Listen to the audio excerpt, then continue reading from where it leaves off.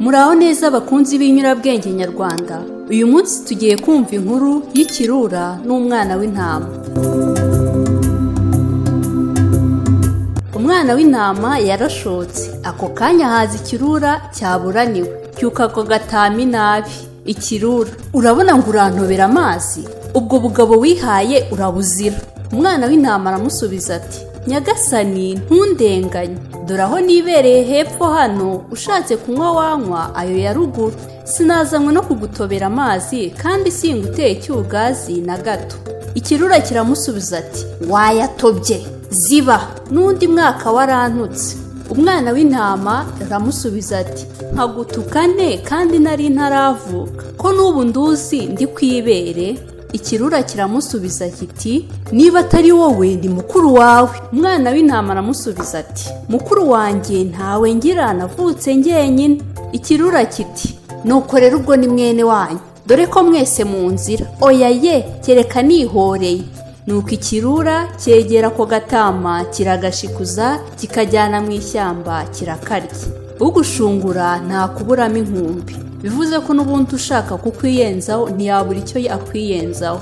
Murakoze, reka dukomeze n'indi nkuru twabateguriye y'imbeba y'inyamerwe. Imbeba yakuviriye mu mwobo itangira kuzerera ishaka icyo yarya. Iribwira ati, nzi ubwenge no kunshuka biragoye, kuko nizera bake, ntawe ushobora kumfata. Nuko yikoza hirya yikoza hino, izerera inzu yose, ariko iheba icyo yicisha isari. Inyarukira mu kigega, ihingukira kuri Rwagakoco, irahagararira shishoza. Yitegereza uwo mutego, irawuzenguruka, iratekereza iti, nta kabuza, ubu ni ubucakura abantu bihimbiye gufata imbeba, ariko bararushywa n'ubusa, njye ntibazamfata.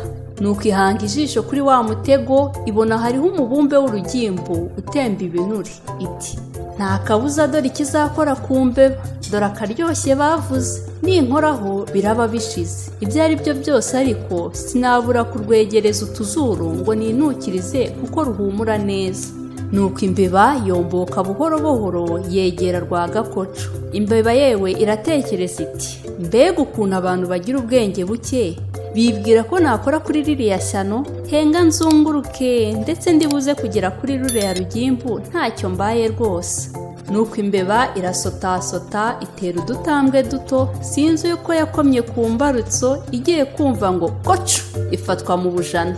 Imbeba ikuka umutima, ishaka kuyikiza, biba iby'ubusa, iba ihezemo iryo. Irajwigira itabaza zene wayo, ntihaza n'imwe, ahubwo nyir'umutego abaraje. Arayitegereza, nuko nyir'umutego abaraje, ayitegeza abana barayica. Agatumbi k'imbeba bakajugunyira injangwe, uhima ipfa arahava. Murakoze, tubararikiye gukomeza gukurikira inkuru, imigani ndetse n'insigamigani biri kuri uru rubuga.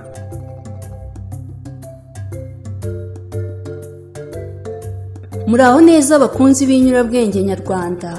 Uyu munsi tugiye kumva aho insigamugani arishyura inka ya Nyangara yakomotse. Insigamugani arishyura inka ya Nyangara, uyu mugani bawuca iyo babonye umwana cyangwa ndetse n'umugore urizwa n'ubusa akanga guhora. Nibwo bavuga ngo arishyura inka ya Nyangara. Wakomotse kuri Nyangara w'Ikibirizi mu Mayaga, n'abana bo mu Mutende mu Nduga, ahahinga mu mwaka w'700. Uwo mugabo Nyangara yariho ku ngoma ya Yuhi Mazimaka, ari n'umugaragu we, akagira abagore n'abana benshi n'imikumbi y'amatungo. Bukeye ngo mu Rwanda hatera indwara yitwa ruhuha, yica inka nyinshi cyane. Nyangara abonye inka ze zifashwe n'iyo ndwara ya ruhuha, zipfa umusubirizo, akajya zigura imyenda y'amasuka n'ihene n'abahinzi. Abonye hasigaye ingerere, ajya kwa Mazimaka ku ijuru rya Kamonyi kumubikira ko inka ze zashize. Nuko Nyangara arazinduka no ku ijuru, asanga Mazimaka yagiye kuhira inka ku ibuga hagati ya Kamonyi na Gihinga. Arakomeza amusangayo, bararamukanya. Mazimaka amubaza amahoro yo ku Mayaga. Nyangara ati, ntayo, inka z'amayaga zamazwe n'indwara yitwa ruhuha. Mazimaka ati, si amayaga masa n'ino nuko. Amwereka inka ye y'indatwa yitwaga Nyagahoza. Ati, nturebe uko imeze? Nyangara ati, koko imeze nabi, kandi ibaye kuriya ntibigikize. yungamo ati kandi nanjye narinje kukubikira ko inka zanjye zashize nsigaye nipfumbase. Baruhira inka zikutse bajyana imuhira. Bakiri mu nzira Nyangara aramubwira ati nazinduwe no kukubikira inka zawe, none ejo nzataha njye guhamba izisigaye. Nduzi ko ari uguhamba kuko zitakibona abazigura. Mu gitondo aje gusezera asanga ya nka Nyagahoza yapfuye.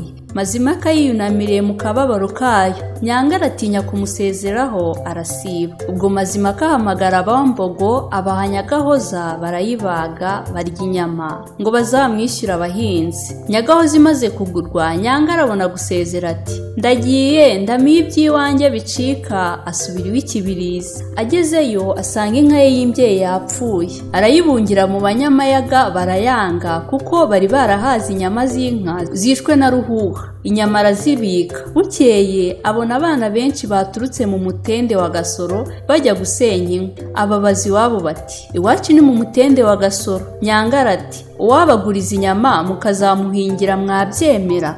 Ubwo ariko kwari ukubashuka kugira ngo azabone urwenzo rwo kwishyuza ababyeyi babo mu mwanya wabo, kuko ngo umwana arya inkware nyina akarya moya.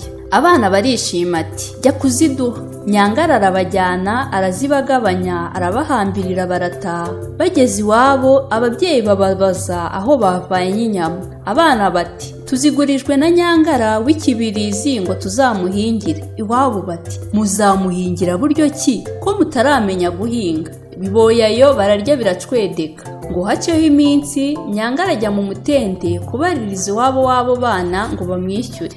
Aragenda arabaririza, arahamenya, arababona, arabateranya, arabishyuza. Base bati ngaho bajyane ubaha amasuka baguhingire. Abana bumvise base babatanze ngo bajye guhingira Nyangara baraturika bararira. Nyangara arabashorera bagenda barira inzira yose bagera Ikibirizi bahogoye. Bamaze kugerayo abapfasoni n'ababyeyi babaza Nyangara bati aba bana wabajijije iki? Undi ati nabavanye iwabo ngo baze kunyishyura inka yanjye bariye baza barira inzira yose.